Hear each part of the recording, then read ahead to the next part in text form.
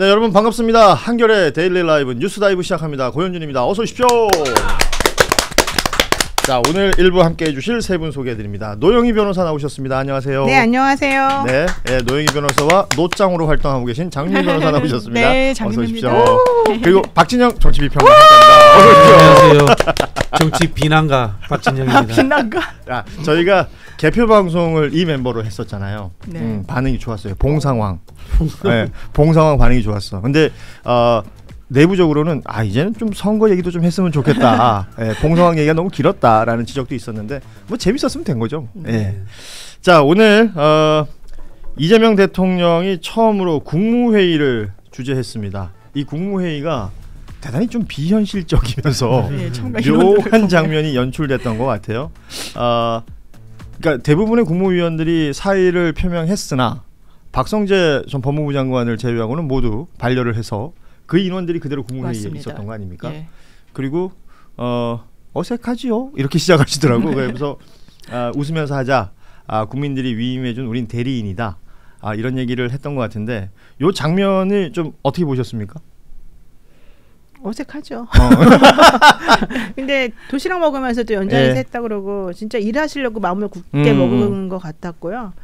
저는 그래서 되게 좋게 봤습니다. 사실은 불편한 동거를 계속 한 3개월 정도는 최소한 할 수밖에 없고 그래도 예의 있게 이분들이 사직서를 냈지 않습니까? 2.15 대행을 통해 가지고 그러니까 당신을 다 나가면 일은 누가 하냐 이러면서 이제 박성재 법무부 장관 거 빼고는 결국은 다 다시 오세요 해가지고 이제 했다는 건데요.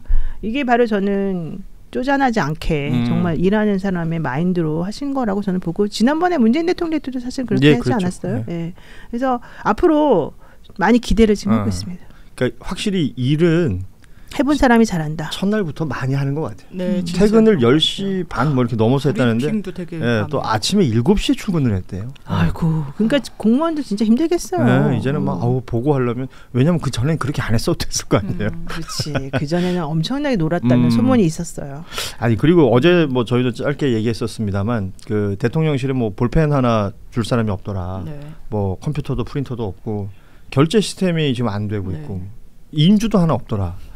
이런 환경에서 일을 또 하려면은 그만큼 힘들 거 아니에요. 완전 무책임한 거죠. 이게 뭐 정권 교체 돼가지고 후속 정부한테 그냥 단순히 협조를 하지 않는 걸 떠나서 이거는 국민들한테 이런 공백을 그냥 고스란히 우리 그래도 어쩔 수 없다라고 사실상 이야기하는 거 아닙니까? 이거는 그래도 한때 국정 운영의 주축이었고 정권을 잡았었는데 대단히 무책임하다. 물론 이제 대통령실 그 윤 정부 관계자들은 우리 인수인계 페이퍼 만들어서 넘겼다라고 하는데 저는 뭐가 두려워서 다 이렇게 없앴는지 사실상 파기한 거 아니겠습니까? 아니 근데 컴퓨터 같은 건 세금으로 사는 거 아니에요? 그러니까요. 그걸 개인 것도 아닌데. 제가 보기에는 그 대통령 기록물법 위반 소지도 있고 뭐 정부 기록물 관련해서도 법이나 규칙이 다 있을 겁니다.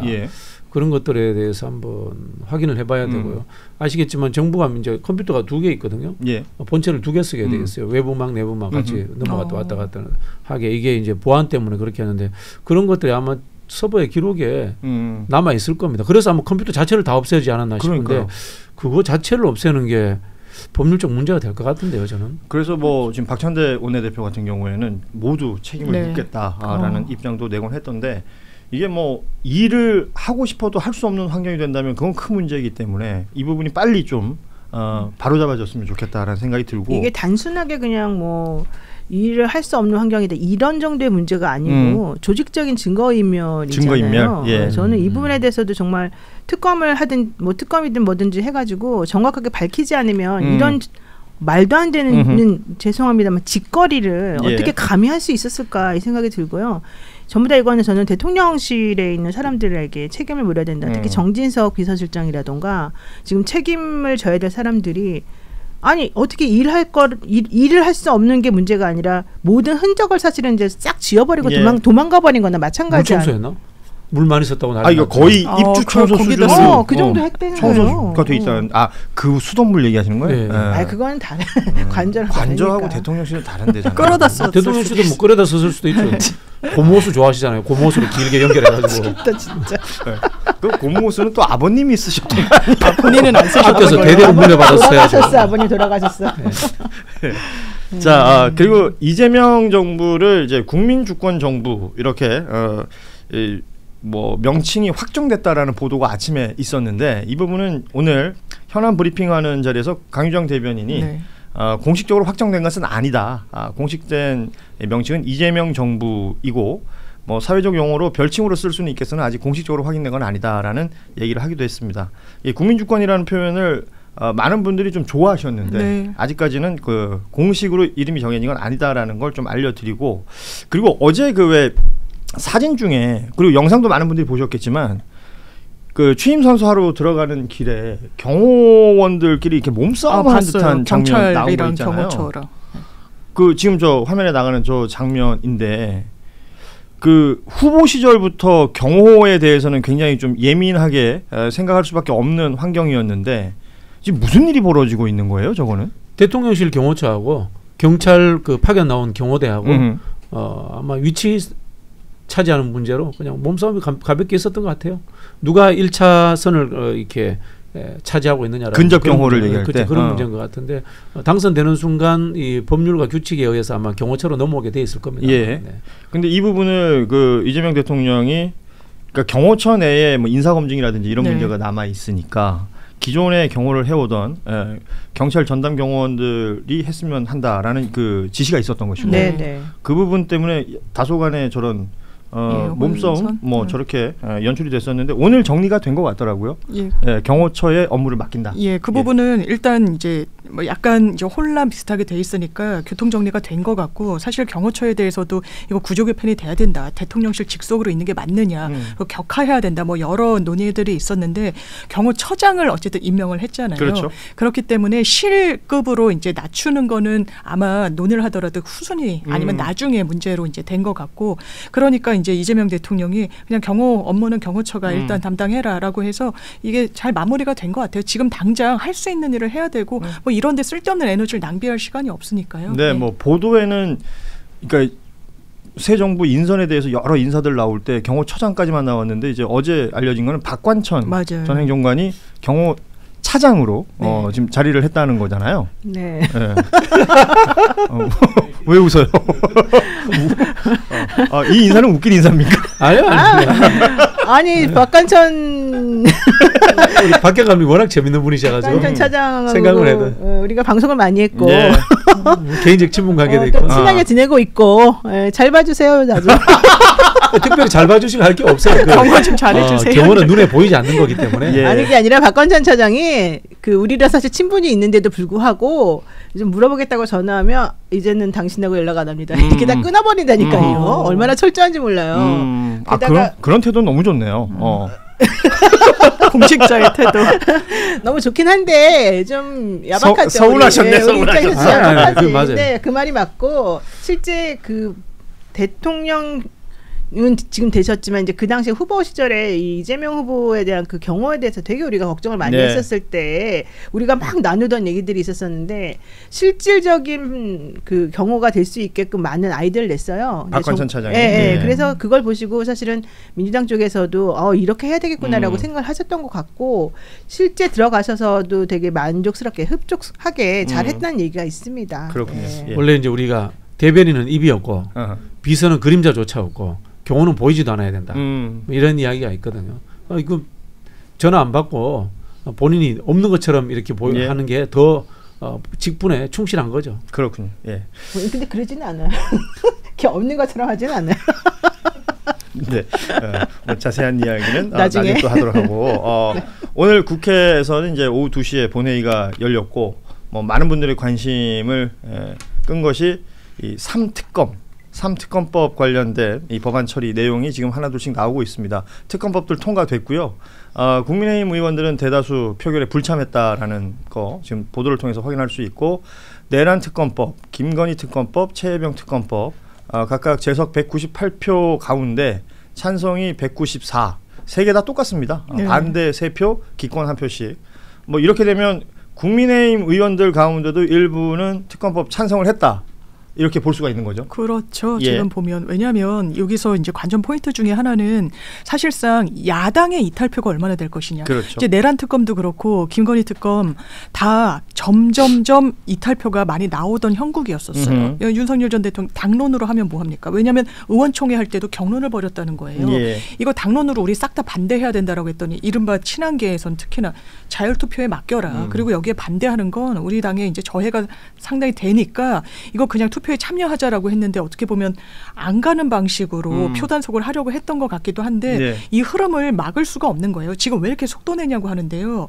보십시오. 내란 특검 내란이 있은 지 6개월이 넘게 지났어요. 그렇죠. 이미. 그동안 그러면 수사가 아주 타이트하게 잘 됐나요? 아니요. 이거 증거인멸의 우려가 있기 때문에 빨리 해야 돼요. 특히. 그런데 증거인멸이 그냥 우려에 그치나요? 정황들이 나왔잖아요. 비화폰 완전 깡통폰으로 원격으로 만들어버리고 그런데 그걸 알려면은 비화폰 서버를 관리하는 경호처 협조가 있어야 되고 하는데 다 협조 안 하고 오히려 파기하라고 명령을 내렸다고 나오고 있고 이런 내부 폭로까지 나오는데 이게 속도를 이미 실기했죠. 이미 늦었어요. 지금 빨리 해야 대한민국 역사 페이지가 진짜 다음 장으로 넘어갈 수 있는 겁니다. 그렇죠. 지금까지 사실 특검법이 뭐 오늘 처음 나오고 처음 통과된 것처럼 보이지만 통과는 처음이지만 맞아요. 결국은 계속해서 거부권을 썼기 때문에 못했던 거 아니에요. 앞으로는 거부권이 없을 것이다. 우리가 알고 있기 때문에 이 세 개의 특검법 그 기존에 발의했던 특검법안들보다 더 강화됐습니다. 내란 특검법 같은 경우에는 최대 170일간 수사가 가능하고 파견 검사가 기존 40명이었었는데 60명으로 늘어났고요. 파견 공무원, 특별수사관 각각 80명에서 100명 단위로 늘어났습니다. 뭐 특검 보도 늘렸어요. 그렇죠. 마찬가지로 김건희 특검법, 뭐 최상병 특검법 모두 기존의 안보다는 더 세진 안들이 나왔고 이렇게 강한 법안을 지금에 와서 낸 건 그만큼 좀 속도를 내겠다 이렇게 볼 수 있는 거겠죠. 예, 아니 근데 조금 정리할 거는 그 170, 그러니까 준비기일 포함해서 170일이거든요. 예, 최대 170일. 기간 연장은 안 시켜줬어요. 이 얘기는 무슨 얘기냐면 그 특검한다고 해서 너무 어지럽게 계속해서 질질 끄는 건 옳지 않다 이제 이런 생각이었고. 그러니까 최대 반년 안에 끝내겠다는 거죠. 그리고 이제 오히려 대신에 실제 일할 수 있는 사람들을 많이 투입시켜가지고 제대로 된 수사를 해라. 이제 저는 그거는 아주 잘하고 있다라고 생각하는데 이제 핵심은 누가 특검이 될 거냐. 그렇죠. 그리고 특검보가 원래 4명이었는데 지금 6명으로 아마 늘어났을 거거든요. 노영희 특검 뭐 그렇지는 않습니다. 아, 노영희 특검 가나요? 네. 제대로 수사해 주세요. 뭐 당적이 있는 사람은 못 간다는 또 그 얘기가 있더라고요. 근데 잠깐 장윤미 특검 보내자라고 지금 댓글 올라왔는데. 좋아요. 저는 한번 가볼까요? 그래서 의향 있으시구나. 아닙니다. 근데 함부로 가면 안 돼. 그게 함부로 섣불리 발을 들여선 안 되죠. 월급이 적대. 아니 월급도 적지만 되게 힘들고 나중에 요거 바가지로 먹을 수가 있어. 잘 못하면. 지금 그 동접이 평소보다 많이 늘었어요. 너무 감사한 좋아요. 그래서 특검에 대한 기대 심리. 노영희 특검, 장윤미 특검. 아무튼 뭐 나는 장윤미 변호사 보내는 거 찬성이에요. 보내버려. 보내놨다고? 네, 보내버리는 느낌으로. 안 돼요. 지금 저희 제작진은 저희랑 함께 하자고 난리 났습니다. 저는 한겨레 TV 때문에 못 갑니다. 한겨레 TV 때문에. 고현준 특검보? 저는 여기 있을게요. 뭐 특검 나오시는 분들 잘 전하도록 하겠습니다. 어쨌든 중요한 건 특검을 누구를 할 거냐. 이게 지금 3개 특검이 한꺼번에 지금 통과가 돼가지고 준비를 할 수 있는 시간도 필요하겠지만 인력이 나는 정말 얼마나 제대로 된 사람들이 가서 일을 할까 이게 제일 걱정이거든요. 그렇겠죠. 그 의지도 중요할 것이고 뭐 방향성도 중요할 것이고 그러려면 그 구성이 잘 돼야 될 텐데 그 부분이 이제 앞으로는 또 숙제가 될 것 같다. 지금 국민의힘 의원들 대다수 표결에 불참했다 그러는데 뭐 내란 특검법이라든지 아니면 이제 김건희 특검법 중에 이제 명태균 게이트가 함께 들어 있기 때문에 국힘 의원 또 다수가 수사 대상이 될 수도 있는 거잖아요. 그렇죠. 특히 12월 3일 날 당일 날 사전에 이 내란 쿠데타 이른바 계엄령을 인지했는가. 그리고 계엄령이 발포된 이후에 국회가 계엄령을 해제하는 데에 있어서 누가 조직적으로 방해를 놨는가. 이 두 가지는 굉장히 중요한 대목입니다. 뭐 현역 의원이 그런 일을 저질렀다라고 하면 또 당시 여당 의원들이니까. 제가 아는 현역 의원도 국회 본회의장에 들어와 있었는데 투표를 안 한 사람이 있었습니다. 안 하고 그리고 오히려 들어왔다가 다시 당사로 나간 사람들도 있었잖아요. 그런 사람들도 있어요. 근데 지금 중요한 게 한덕수, 최상목 이런 사람들 지금 출국금지도 돼 있지만 정말 내란에서 핵심 피의자로 지금 전환되고 있잖아요.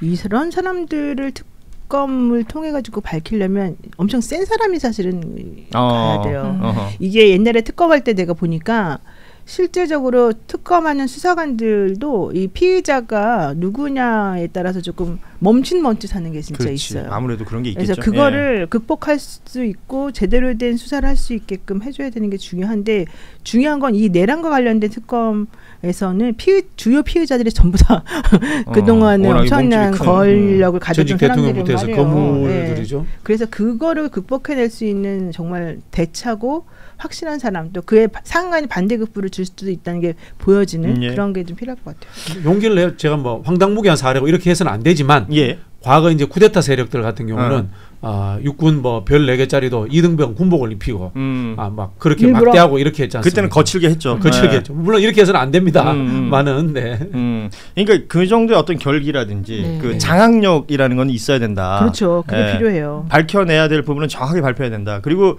지금 그 왜 공수처가 수사하고 있었던 내용 중에 02800-7070 이 전화가 윤석열 그러니까 지금 집무실 아니면 부속실이라는 거 아니에요. 그리고 윤석열이 직접 전화를 했을 가능성이 높다라는 것인데 당시 이종섭 국방장관한테 전화했던 내용인데 그러면 이 최상병 특검 같은 경우에는 뭐 대통령부터 시작해가지고 전직 대통령부터 시작해서 지금 이시원 전 공직기강 비서관도 여기 뭐 중간에 맞아요. 이름이 등장하지 않습니까? 그러면 이 사람들 지금 수사 대상인데 또 공수처 수사가 진행되고 있는 것도 있잖아요. 이럴 때는 어떻게 해야 되나요? 공수처 같은 데서는 다 이제 수사를 중단하고 특검에 특검 보내야죠. 기록을 다 남기고.